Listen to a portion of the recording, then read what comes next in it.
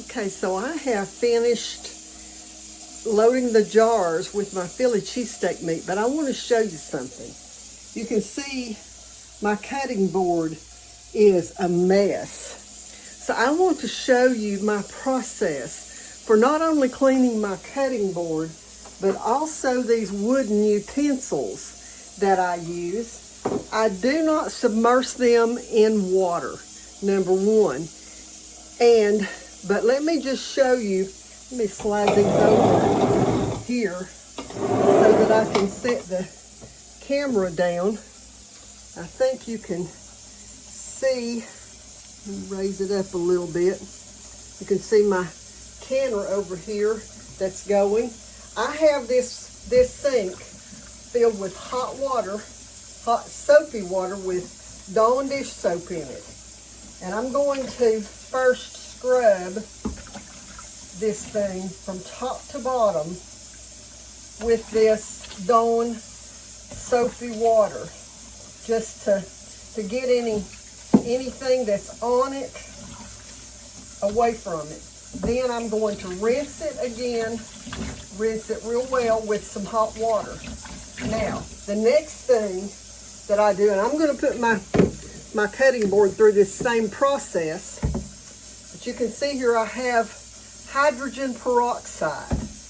This is something that is used in doctor's offices to sterilize things, and all I'm going to do is wet this down from top to bottom with this peroxide, especially where it touched the raw meat. I do this because it stops the cross-contamination in my kitchen.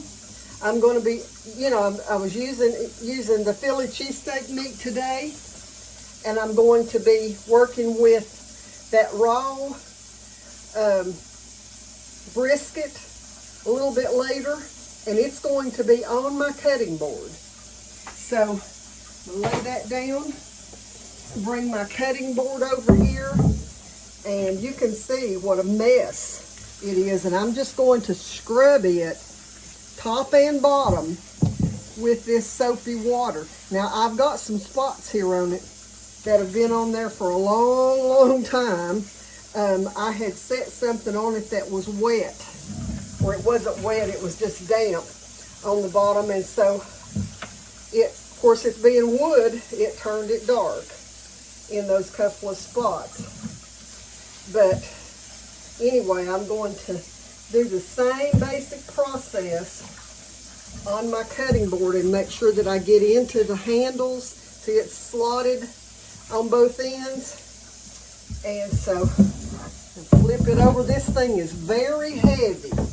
So I spilled that sauce that I was using earlier, and it went underneath the cutting board, but I don't see any of it on it.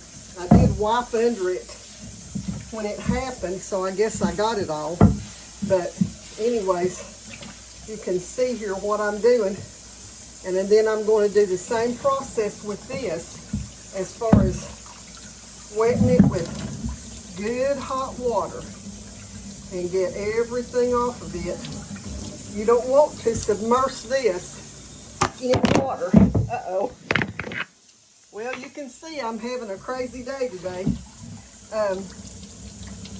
Anyway, you don't want to submerge it in water because you don't want it to crack. Gonna make sure that I get the handles rinsed out well, and then go over it. Especially, I won't put the peroxide on the bottom, but I will put it into the handles and all over the top of it, so that it gets the top of it very sterilized.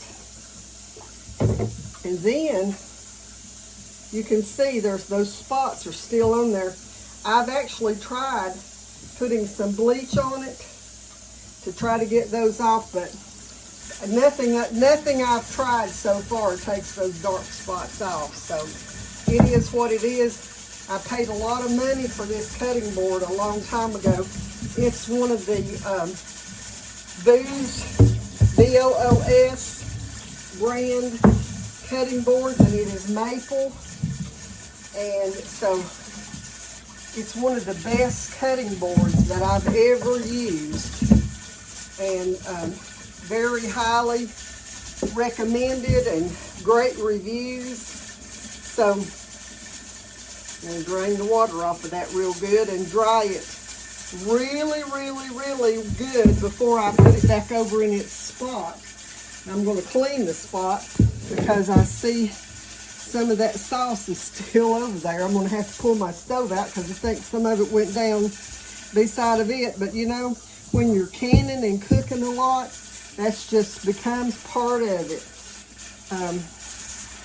Okay, so now I'll dry the other side of that in a minute, but I want to show you, here are two products, and I'm not affiliated with this company at all, so these are two products that are conditioners to keep this board in good shape.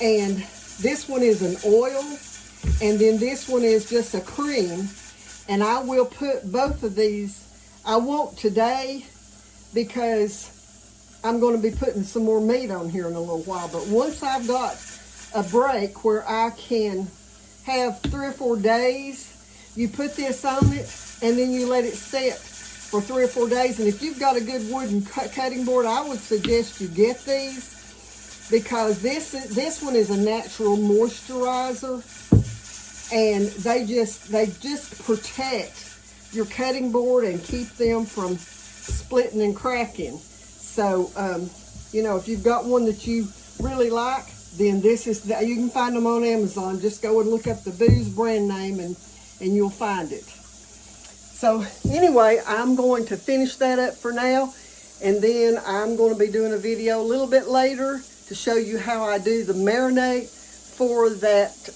brisket. So until the next time, God bless you all.